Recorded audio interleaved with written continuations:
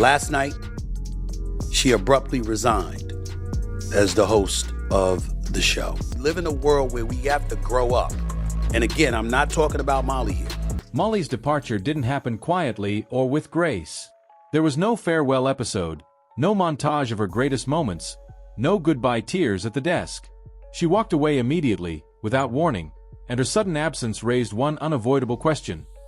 What happened inside ESPN that pushed one of its most loyal faces to leave so abruptly? The answer, it turns out, is tangled in corporate ego, unfair pay scales, and the limits of Stephen A. Smith's power. For nearly 10 years, Molly was the balancing force of First Take. She wasn't just a moderator. She was the anchor that kept Stephen A.'s fiery commentary from tipping into chaos. She took control when debate spiraled out of hand, gave each guest room to breathe, and made sure the show flowed with the precision of live theater.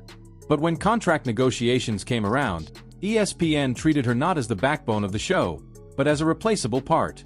Reports from inside the network painted a picture of disrespect. Executives offering her far less than her market value while continuing to funnel millions into Stephen A.'s $20 million per year contract. When Molly realized the company wasn't willing to meet her demands, she made a decision that shocked everyone. She left, immediately. And that decision set off a chain reaction that shook the entire network. Fans were stunned, colleagues blindsided, and ESPN's executives thrown into crisis mode. But what came next was even more explosive. Stephen A. Smith, ESPN's highest paid and most powerful voice, wasn't just sitting idly by. Behind closed doors, sources claimed he marched straight into the offices of ESPN's top brass, Jimmy Pitaro and Bob Iger, to demand they pay Molly what she deserved. He confronted the owners head-on, insisting that the woman who had helped carry his show for years be compensated fairly.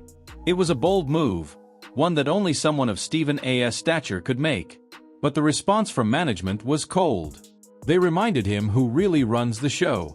"We pay you $20 million, one insider claimed an executive said. Over the last several years, people in this business fall by the wayside. When you pay Stephen A. Smith $20 million, they're gonna want. That's where the money goes. Everyone else falls in line.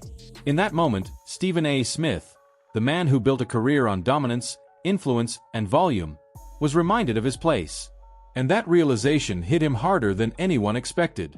Because what followed on air didn't sound like the confident, fiery Stephen A. fans knew. It sounded like a man trying to rationalize a loss. "We don't get to define our own value," he told his audience. "We don't get to define our own worth. We all answer to somebody." To fans, those words felt like a betrayal, a justification for why Molly walked away with nothing while he stayed silent behind his contract. But to those who understood the game, it sounded like a confession. If Stephen A. truly went to bat for Molly, it wasn't enough. ESPN didn't budge, and when she refused to accept the offer, she became expendable. And when Stephen A. went on air, trying to smooth things over, his comments only made things worse. Instead of defending her decision, he framed it as a matter of feeling things you may not want to feel, and having to grow up. Fans interpreted that as condescension, a man who should have stood beside his co-host instead making her exit sound like an overreaction. And that's the comparison that stings.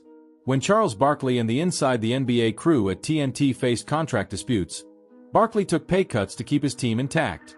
He understood the chemistry was worth more than a few extra zeros. Stephen A., meanwhile, protected his bag. And while he continued to tell the world how much he loved and appreciated Molly, those words rang hollow. Because if you have the power to change something and you don't, then what does your appreciation really mean? But the story doesn't end there. Insiders say that after Molly left, things inside ESPN turned icy. Stephen A. reportedly felt humiliated that his influence couldn't sway the executives. Off camera, he was said to be venting to his inner circle, admitting that for the first time in his career, he felt powerless. And that frustration started to leak into his public persona. His monologues grew more defensive, his tone sharper.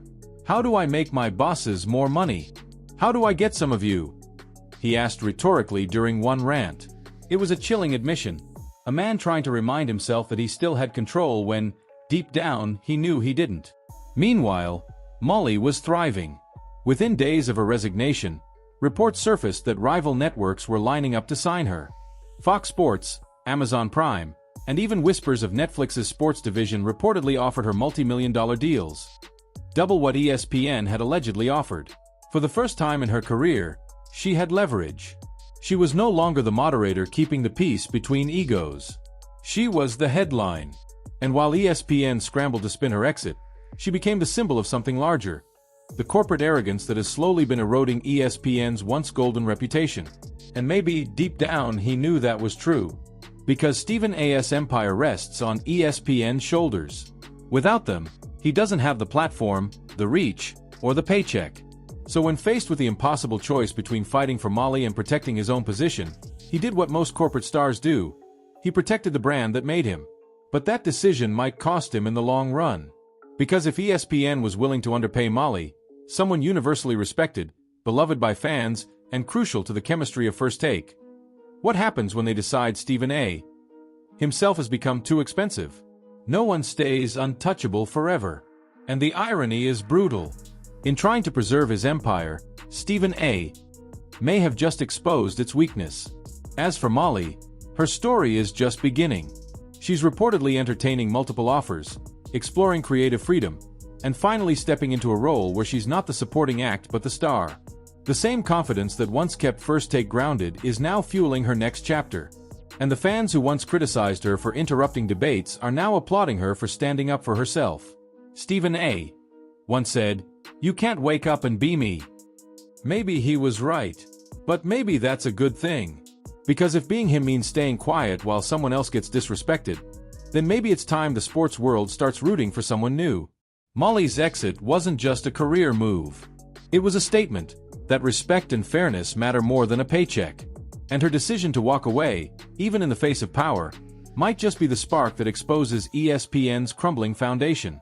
Because if Stephen A. Smith, the loudest voice in sports, couldn't protect his own partner, what does that say about the rest of the network?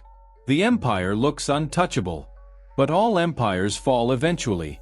If you enjoyed this deep dive into the drama rocking ESPN, don't forget to like this video, subscribe to the channel for more exclusive breakdowns, and share your thoughts in the comments. Do you think Stephen A.